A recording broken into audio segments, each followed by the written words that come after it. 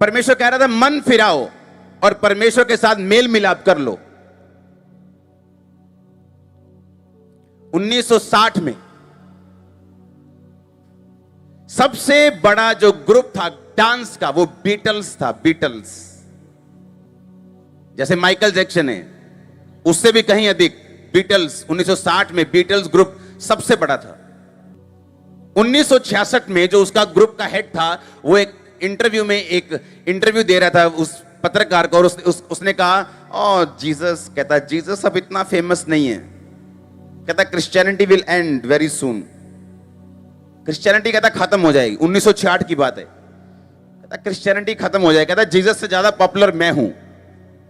इस स्टेटमेंट को देने के बाद 1970 में उनका ग्रुप टूट गया और 1980 में उस व्यक्ति की गोली मार के हत्या कर दी गई।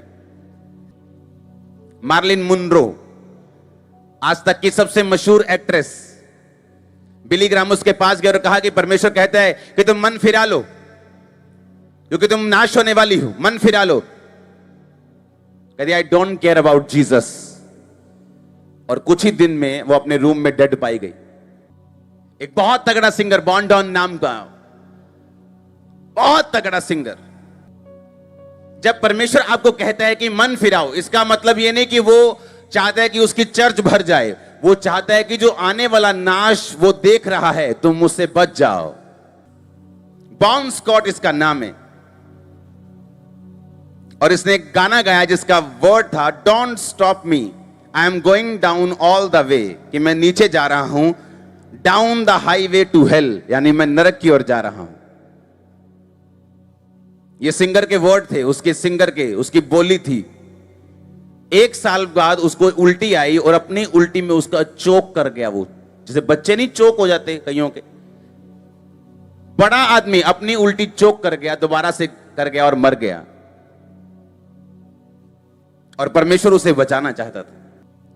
आपने कई सेलिब्रिटीज को देखा होगा यीशु मसीह के नाम का मजाक करते हुए, और उसके थोड़े दिनों के बाद उनका मजाक बनते हुए भी देखा होगा।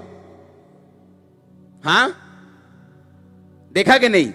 मैंने इसलिए कहा किसी को कुछ कहने की जरूरत नहीं, हमारा जीवित परमेश्वर है, मुर्दा नहीं।